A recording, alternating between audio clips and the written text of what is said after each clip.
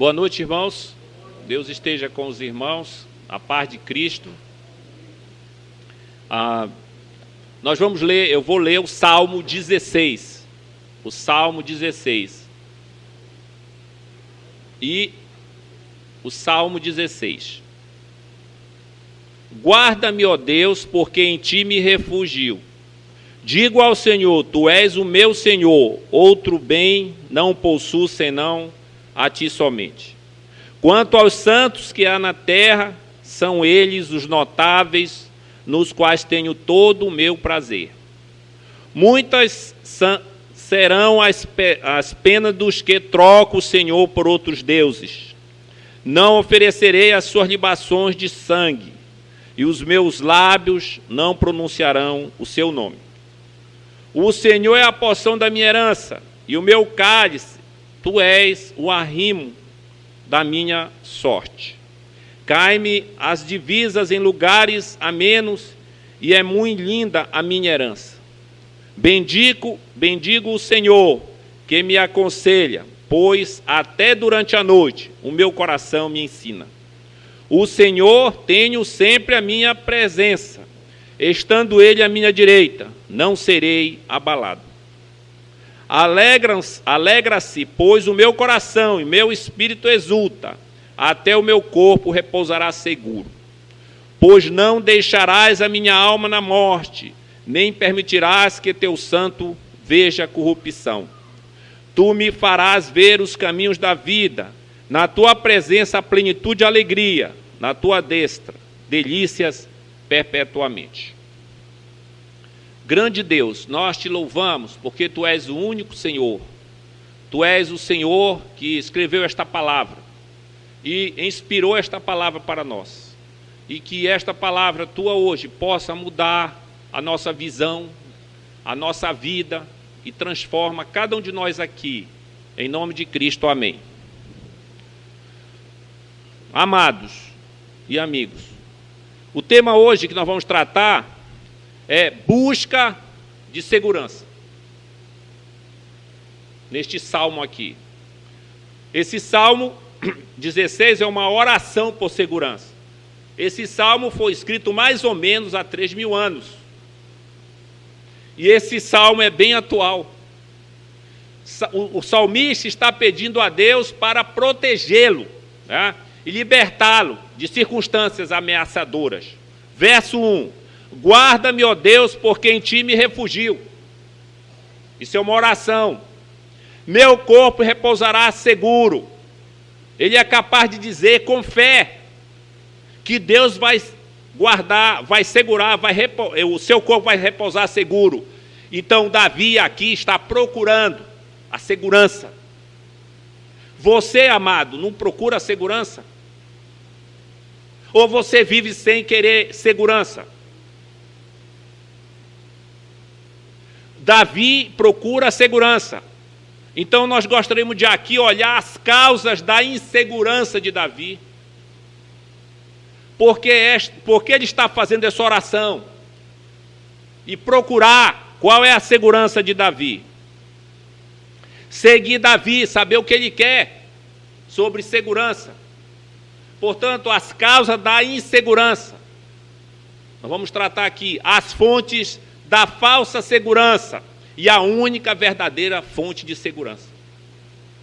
Nós podemos ver nesse salmo. Primeiro, as causas da insegurança. Quais são as causas aqui? Primeira causa, Davi começa o salmo orando para preservar, para ter preservação e proteção, não sei de que, assim, você olhando logo, de que ele está pedindo proteção. Mas se você lê os salmos e sobre a vida de Davi, você sabe que Davi era perseguido e tinha muitos inimigos. Mas existe pelo menos 3 causas de insegurança que Davi tem que enfrentar. Verso 3 e 4. Quanto aos santos que há na terra, são eles os notáveis, nos quais tenho todo o meu prazer. Muitos serão as penas dos que trocam o Senhor por outros deuses. Não oferecerei as suas libações de sangue, e os meus lábios não pronunciarão o seu nome. A primeira causa da insegurança de Davi é a pressão dos seus pares, é a pressão do seu grupo. Isso também é com você. Você é pressionado pelos seus pares, pelas pessoas que estão ao seu redor, pelos seus amigos, pelos parentes. Você é pressionado. Então, a primeira pressão que eles querem colocar na sua vida e na minha. Há dois tipos de pessoas aqui em Israel. Observa, verso 3, santos da terra, aos santos, aqueles que buscam o Senhor, aqueles que confiam no Senhor. E há segundo tipo de pessoa aqui, aqueles que trocam o Senhor por outros deuses, outros ídolos. Então, Davi tinha esse momento na sua vida que tinha essas duas pessoas, esses dois grupos. O grupo dos santos, que queriam servir ao Senhor, e o grupo dos idólatras. A sociedade israelita era quase sempre uma sociedade dividida entre dois grupos. E hoje? Hoje é a mesma coisa. Os grupos que querem seguir ao Senhor, que querem servir ao Senhor, e os grupos que não querem. Não existe terceiro grupo. É o caso de Davi. Então, aqueles que eram fiéis ao Senhor, que saíram do Egito, por exemplo, eles foram fiéis ao Senhor e continuaram, mas existia lá naquele momento pessoas que não eram fiéis ao Senhor, que saíram também do Egito, preferiram os deuses. E você vê essa luta na monarquia de Israel. Quando vai ter os reis, você tem o livro de Reis aqui. Você tem Samuel também, os dois livros de Samuel. Mas o livro de Reis mostra a monarquia, os problemas que ele tinha sobre a pressão dos pares, a pressão dos grupos. Interessante que a geração de Davi, começando com seus filhos, por exemplo, Salomão, foi pressionado a seguir outros deuses. Existe em 1 Reis 11, 5 e 6, diz assim: Salomão seguiu Astarote, deusa dos Sidônios, e a Milcom, abominação dos Amonitas. Assim fez Salomão, que era mau perante o Senhor, e não perseverou em seguir ao Senhor como Davi seu pai. A linhagem de Davi achou realmente muito difícil, né? Ter que resistir à atração de outros deuses. Portanto, é notável aqui que Davi esteja ao lado daqueles que adoram o Senhor. Davi se recusa a participar com aqueles que adoram deuses pagãos. Então há pressão, você e eu somos pressionados na sociedade para nós seguirmos outros deuses. Você é pressionado, Davi era pressionado, isso faz parte das causas da insegurança que Davi estava passando. A pressão. Davi e seus pares, a idolatria pagã era uma atração intoxicante para aquele povo, poderosa e grandes influências na sociedade. Você pode observar, será que na nossa sociedade não tem também essa intoxicação pelos deuses? A primeira causa de insegurança a qual Davi é preservado neste salmo é a pressão dos pares, é a pressão do grupo, é a primeira causa da insegurança. O seu grupo de colegas para seguir os ídolos. É assim que você aqui que é jovem, você aqui que é adolescente, você é pressionado. Você é pressionado para seguir a turma. Se a turma pinta o cabelo de rosa, aí você pinta. Se a turma vê uma cantora, um cantor que usa uma roupa assim, você usa. Você é pressionado. Então, a segunda coisa, sobre as causas da insegurança aqui, em Davi, nós temos a incerteza do futuro. Observe o verso 7 e 8. Bendigo o Senhor que me aconselha, pois até durante a noite o meu coração me ensina. O Senhor tenho sempre a minha presença, estando Ele à minha direita não seria abalado. Uma das causas grandes de insegurança em nossas vidas é quanto ao futuro. Não é isso que ocupa a cabeça do irmão? A nossa? é totalmente desconhecido o futuro, não sabemos. Então isso impressiona, isso mexe na nossa vida, isso traz insegurança. Muitos de nós vivemos com medo do amanhã. Ora, o meu trabalho, eu trabalho, mas será que vai continuar no próximo ano? Eu tenho saúde, mas será que eu vou ter continuar tendo saúde? Então você enfrenta o amanhã. Mas para você enfrentar o amanhã como Davi enfrentou, sem medo, ele diz, não serei abalado. Se somos salvos, devemos ter essa atitude de Davi, confiando no Senhor que não seremos abalados.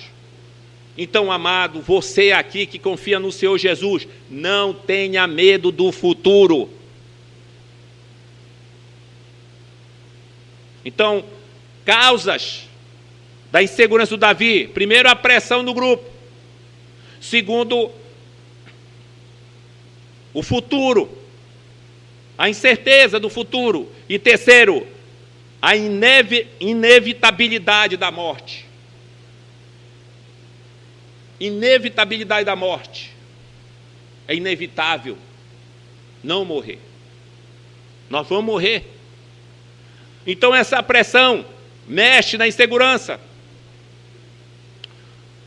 Davi diz, alegra-se, pois o meu coração, meu espírito exulta, até meu corpo repousará seguro, pois não deixarás a minha alma na morte, Sheol, essa palavra, mas permitirá que teu santo veja corrupção. Nem permitirás que teu santo veja corrupção. Na outra tradução, nessa aqui não aparece, mas na tradução mais antiga, Sheol, é a palavra hebraica para lugar dos mortos. Davi enfrenta a morte, não teme, não treme. Alegre-se, pois o meu coração, meu espírito exulta, até meu corpo repousará seguro. Todos nós tememos a morte. Gastamos bilhões de reais na sociedade, todos os anos, evitando a morte a todo custo. Não é isso, amados? Você faz tudo para... aparece um problema no meu corpo, eu vou no médico. Não estou dizendo que você não vá. Mas você não quer morrer. Nem eu. Porque nós nascemos para não morrermos. Mas o pecado trouxe o problema. Nada atinge nossos corações, como as palavras câncer. Está com câncer. Acidente de carro. Notícias más notícias. Então, a morte leva a nada todos os nossos planos.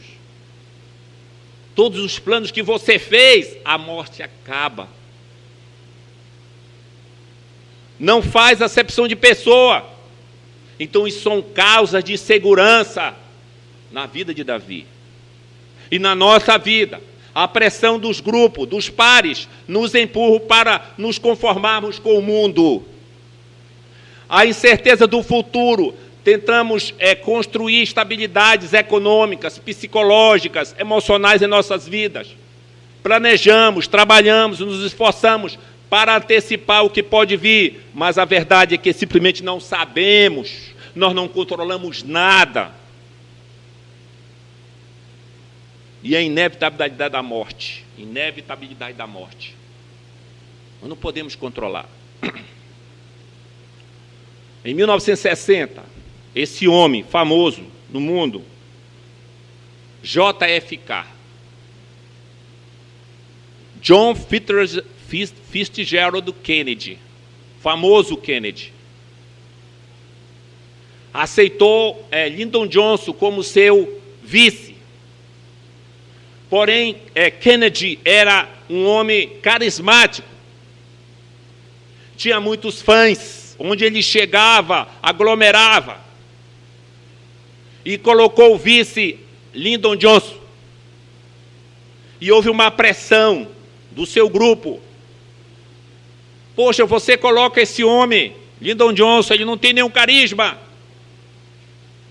E JFK, que é conhecido Kennedy, Ele chama seus assessores e diz: olha, tenho 43 anos, não vou morrer no cargo.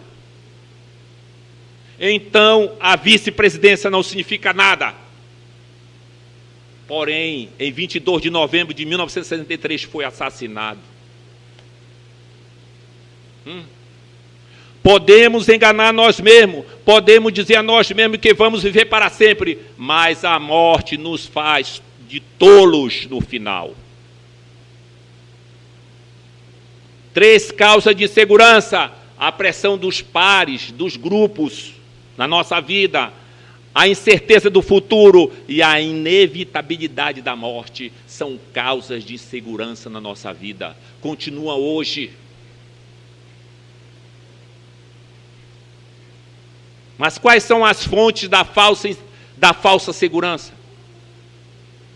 Quais são as fontes? Aqui está a resposta a alguns membros da sociedade de Davi: a presença dos colegas, a pressão dos colegas, a incerteza do futuro, a inevitabilidade da morte.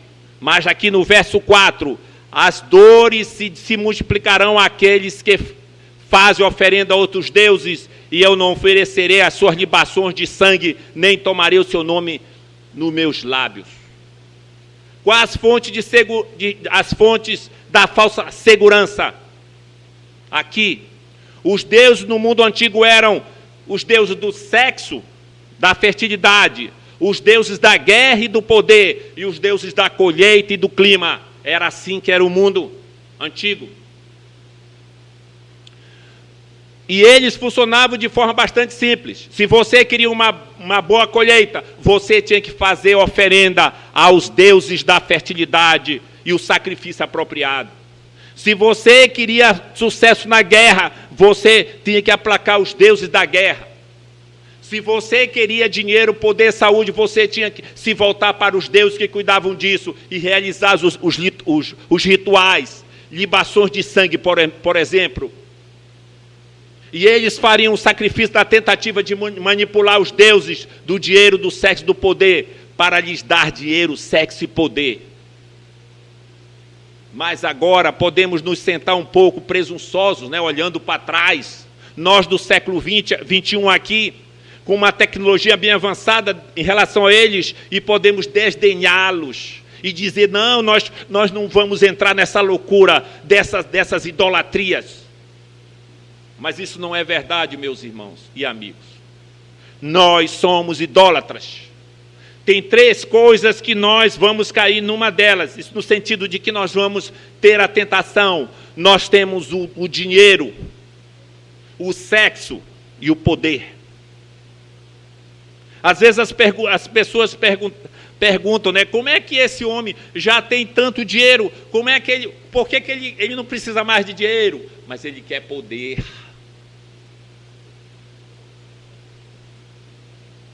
E essa é a fonte da falsa segurança. E corremos atrás dessas coisas e gastamos energia nisso. Não é isso, irmão? Você e eu trabalhamos para ter o dinheiro, para pagar as contas. Quanto nós gastamos de energia? Uma pessoa que vive na prostituição, no sexo, quanto ele gasta de energia? Como diz um irmão, pastor Timothy Keller, podemos não acreditar em seres divinos, literais de beleza, riqueza e prazer ou fertilidade, mas todos devemos viver para algo. Você pensa que as pessoas que estão fora de Cristo não vivem para algo? Elas vivem para o sexo, para o dinheiro e para o poder. Então vivemos e amamos algo mais do que o próprio Deus, estaremos presos a isso. E esses ídolos nos prendem e fazem sofrer. Muitos serão a pena dos que trocam o Senhor por outros deuses. Então, quando nós andamos atrás desses 3 deuses, nós sofreremos. Nós seremos humilhados. Então aqui no verso 4, descreve esse problema. Então, amados, nós temos a pressão dos pares, do grupo. Nós temos a incerteza do futuro. Nós temos a inevitabilidade da morte. E tudo isso nos pressiona. Corremos atrás das coisas para nos dar segurança e nós sofremos com isso. Nós nos gastamos à busca dos nossos ídolos. Mas quanto mais corremos atrás deles, mais nos encontramos escravizados por eles. Quando você vê uma pessoa preso ao dinheiro, ela só pensa no dinheiro. E ela fica presa porque ela não consegue mais viver muitas vezes. Você acha que o rico dorme direito? Hein, irmão, você acha? O pobre também não dorme direito. Ele está pensando no dinheiro, que tem que pagar as contas. O rico não dorme também, está pensando que vão roubar ele, que vai acabar o dinheiro. E ele gasta a vida dele. E ele não, tanto o pobre como o rico não considera o Senhor. Porque é uma fonte de segurança falsa. Eu li um livro, John Paul Getty. Esse livro eu já li faz muitos anos.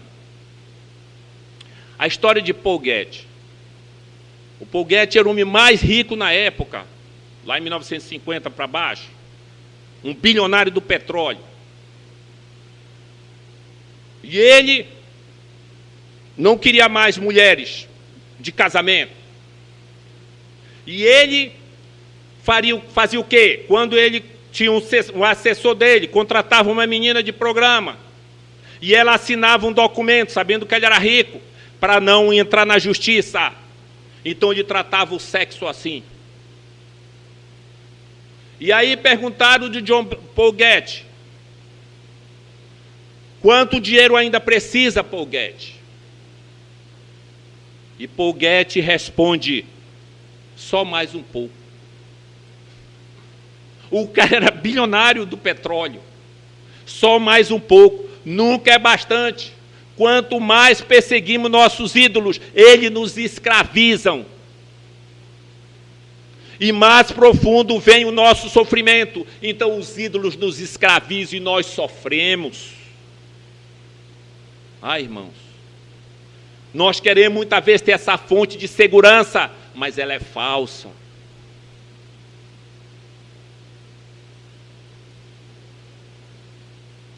Davi diz: a tristeza daqueles que correm atrás do outro Deus se multiplicarão. Se eu corro atrás do dinheiro em si, se eu corro atrás do sexo em si, se eu corro atrás do poder, eu vou sofrer. Você vê pessoas que dão a vida por isso. Eles sofrem. Aí a pessoa diz: não, eu vou jogar na loteria que agora vai resolver minha vida. Coitado, ele sofre porque alguém pode querer matá-lo. Terceiro, a única verdadeira fonte de segurança que nós temos que ir atrás. Uma mulher chamada Meg Altman e sua filha Sarah, pré-adolescente, diabética, acabaram por comprar, uma mansão chique em Manhattan. As duas estavam fascinadas pela mansão. É uma área muito nobre lá em Nova York. E ela comprou essa mansão. E ela descobriu, e o dono disse que ela tinha um pequeno quarto secreto, seguro. E esse cubículo era feito de aço, concreto e aço impenetrável, 20 centímetros. Funcionava como uma pequena fortaleza contra invasores. Tinha um sistema de monitoramento de vídeo. Naquela época não tinha celular. Suprimentos, comida lá. Mas o dono não colocou a linha telefônica. Depois, elas descobrem, horrorizadas, que entrou ladrões. 3 ladrões. A mãe e a filha correm para esse quarto secreto, esse quarto que ia dar segurança. Mas o proprietário não instalou o telefone. E a filha Sara começou a ter problema de insulina. Ela tomava insulina e poderia ter choque diabético.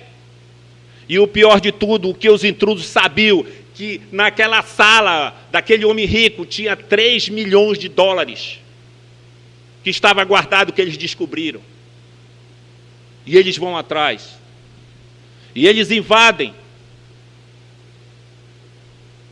E daqui sai o título de um filme, O Quarto do Pânico. É o nome desse filme. Eu só resumi aqui. Em última análise, amados, todos nossos quartos seguros se tornam quartos do pânico. Porque não podem nos fornecer segurança que desejamos. Então, para onde devemos voltar para nos encontrar na verdadeira segurança? Onde é que Davi encontrou? A resposta está aqui nesse salmo. Ele encontrou. Observa o salmo, o verso 1 e 2. Guarda-me, ó Deus, porque em ti confio. A minha alma disse ao Senhor, tu és o meu Senhor, não tenho outro bem além de ti. Davi olha somente para o Senhor em busca de segurança, mas ele não olha para Deus da forma como um idólatra olha para os seus ídolos. Essa é a diferença do cristão. O Davi olha para o Senhor não como o idólatra olha para os seus ídolos. Como é que o idólatra olha para os seus ídolos? Com interesse. Ele só vai seguir o ídolo se o ídolo abençoar ele, se o ídolo der os bens para ele, se o ídolo falhar com ele, ele vai jogar o ídolo fora. É assim que o idólatra olha para o ídolo, mas Davi não tem essa mesma atitude. Ele não quer Deus pelo que Deus dará. Ele quer Deus, eu não tenho outro bem além de ti. Ele quer Deus como bem. Não porque Deus está me abençoando, mas eu vou segui-lo. É essa atitude que você e eu devemos ter. Ser o Deus o nosso maior bem. O idólatra, ele não faz isso. Ele escolhe, ele vai para o Deus dele, para que dê alguma coisa. O cristianismo não. Você vai seguir a Cristo pelo que Ele é.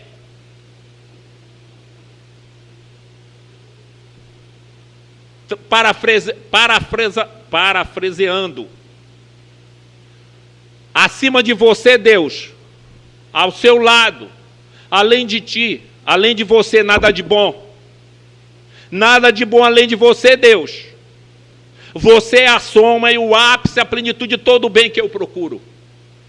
Era isso que Davi procurava. O bem era o Senhor. É isso que você tem que procurar se você quer ter paz. Se você quer ter salvação, você tem que procurar Deus como o bem maior. O próprio Senhor é a sua segurança, não meramente o seu doador. Deus não quer ser o doador de saúde para você, de dinheiro para você, de uma vida bem-sucedida para você. Deus quer ser o seu bem. Porque você vai habitar na presença dEle e o bem é Ele.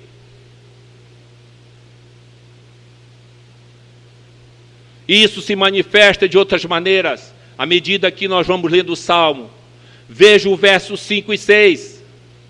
O Senhor é a porção da minha herança, o meu cálice, tu sustentas a minha sorte, as linhas caem-me em lugares deliciosos. Sim, coube-me uma formosa herança.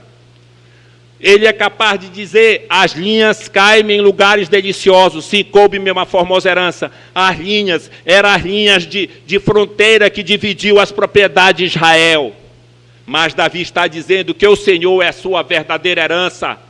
O Senhor é sua porção, do que dinheiro, do que o prazer, do que a riqueza, do que o poder. É o Senhor, o próprio Senhor é suficiente para ele, e o próprio Senhor é tudo o que ele precisa. E você, tudo que você precisa é de Deus. Quando você é jovem, você quer casar, quer ter família, e você muitas vezes dá a sua vida para ter uma família. E depois, quando vai passando os anos, você vê a luta que o pecado traz.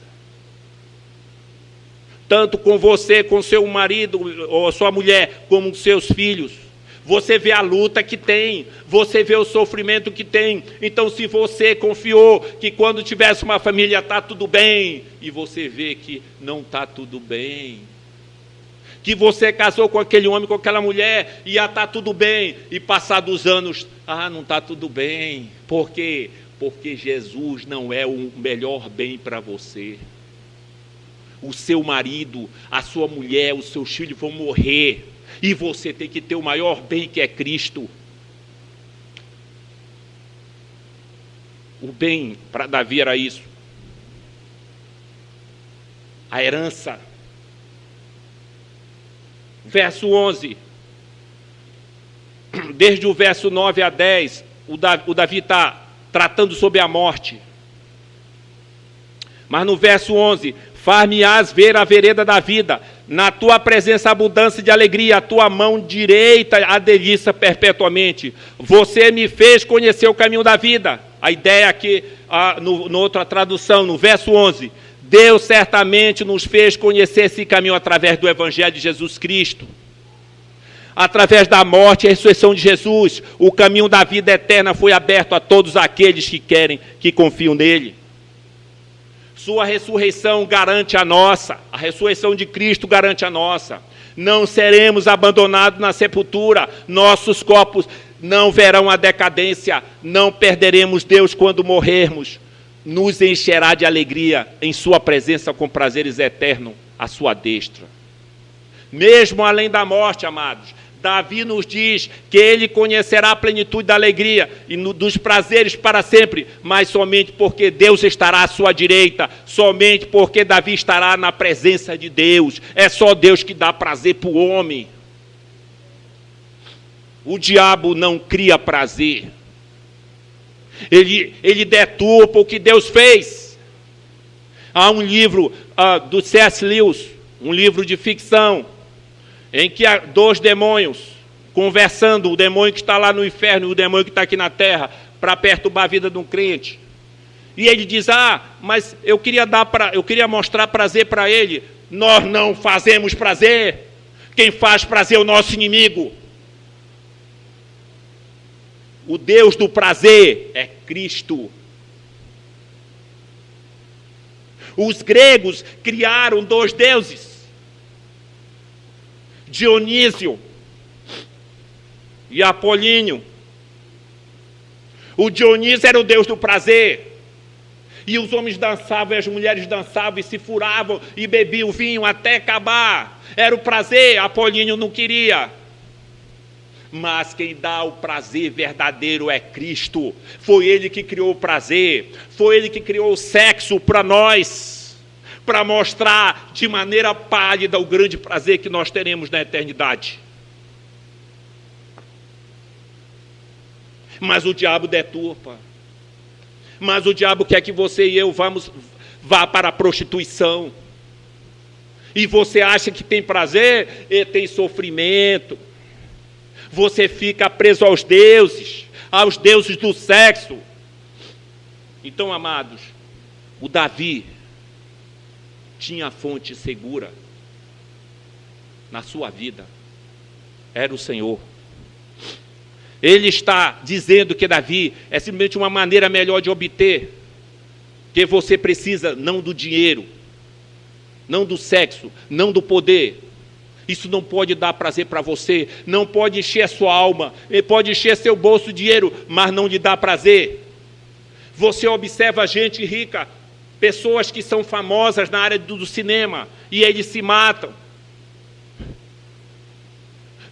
Tem um bom casamento, case com as mulheres mais lindas, os homens mais lindos, mas eles se matam. Mas eles se envolvem com drogas. Por quê? Porque eles não têm Cristo, porque eles não têm Deus. Eles só têm a miséria. E o diabo só dá miséria para eles, porque ele nos escraviza. Então, amados, aqui no verso 9 e 10, não se está falando mais de Davi, mas de Cristo. Verso 9 e 10. Alegra-me, até meu corpo repousará seguro, pois não deixarás a minha alma na morte, nem permitirás que teu santo veja corrupção. Que é isso? Isso é Cristo. O primeiro sermão cristão pregado por Pedro em Atos 2, 25, ele pega esse texto, porque a respeito dele diz Davi, diante de mim via sempre o Senhor, porque ele está à minha direita para que eu não seja abalado. Pedro se levanta no Pentecoste e disse que este salmo é realmente Jesus Cristo aqui. Cita o Salmo 16, realmente é Jesus, quem Deus ressuscitou dos mortos, o seu corpo não apodreceu, não se corrompeu, ele é o santo de Deus, ele não viu corrupção, ao contrário de Davi que morreu e foi sepultado, e tem o local que ele foi sepultado, os restos mortais, se existe ainda, se decomporam, como qualquer líder das grandes religiões, se morreram, mas Cristo vive. No terceiro dia ele levantou. Você me faz conhecer o caminho da vida. Então, amados, lembre-se, Jesus habita com segurança na presença do Pai, porque ele não foi corrompido. Paulo diz em Filipenses 2, Deus o exaltou sobremaneira e lhe deu o nome que está acima de todo nome, para que o nome de Jesus se dobre todo o joelho, nos céus, na terra e debaixo da terra, e toda a língua confesse que Jesus Cristo é o Senhor, para a glória de Deus Pai. E isso significa que Deus Pai o designou para aquele a quem podemos encontrar nosso descanso, nossa paz, nossa segurança. Deus designou Jesus, ele reina sobre o futuro, ele triunfa sobre a morte. Quaisquer que sejam os ídolos que nossos pares nos pressionam, nossos grupos nos pressionam a seguir, para nós seguirmos, o próprio Jesus é suficiente para isso, não precisamos dos pares, Jesus é suficiente. Ele é a nossa riqueza, ele é o nosso prazer, ele é a nossa alegria, ele é a nossa porção, ele é o nosso cálice, ele é a nossa herança. Além dele, ao lado dele, não temos nenhum bem, senão ele. Vamos concluir, amados. O mais antigo sermão de Jonathan Edwards, se os irmãos puderem ler, vai na internet que tem. Felicidade cristã. Esse homem de Deus, Jonathan Edwards, conhecido, um grande pregador, você aprende muito com esse irmão, vá na internet que tem. Jonathan Edwards falou Felicidade cristã, o sermão dele era todo escrito, e ele lia o sermão. Jonathan Edwards é conhecido pelo sermão Pecadores na Mão do Deus Irado. Ele é mais conhecido por esse sermão. Mas eu tenho esse sermão, e você pode encontrar na internet. Felicidade cristã, pregado em 1720. Qual era a base, qual era a tese desse sermão? O cristão, isso é Jonathan Edwards, o cristão é feliz em qualquer circunstância em que se encontre.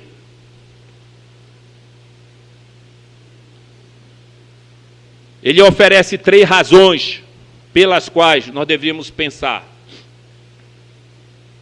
O cristão é feliz em qualquer circunstância em que se encontre. Ele oferece 3 razões. Razão número 1. Se você conhece Jesus, suas coisas ruins funcionarão bem para você. Pensou aí, irmão? Se você conhece Jesus, suas coisas ruins funcionarão bem para você.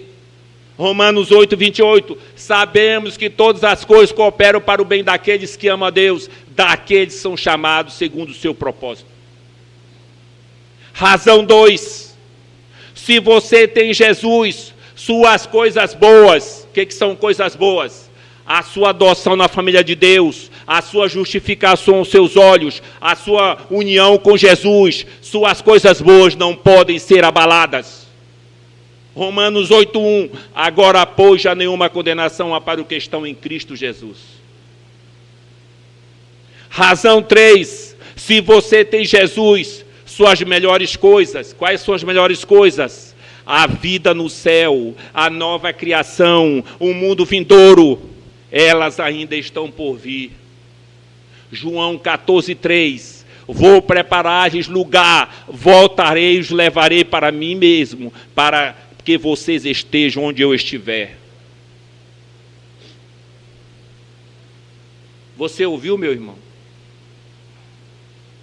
Suas coisas ruins trabalham para o seu bem.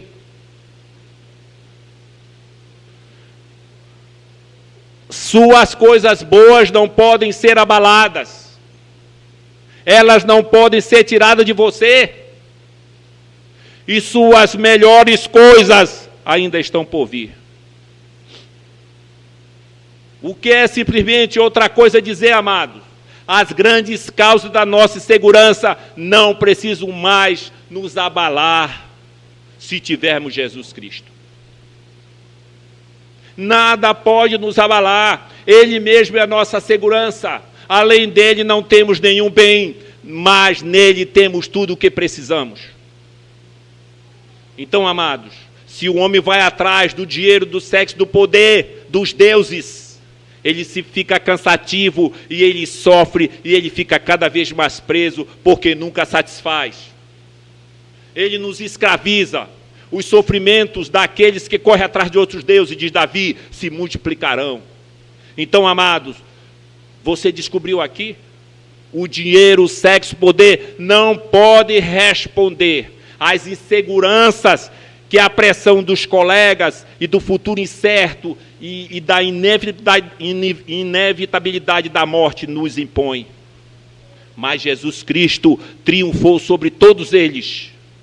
Então pegue ele, Cristo. Davi está dizendo, corra para ele, descanse nele, e você poderá finalmente dizer como Davi, meu coração está alegre, todo o meu ser se alegra, e meu corpo também descansa na segura. Amém.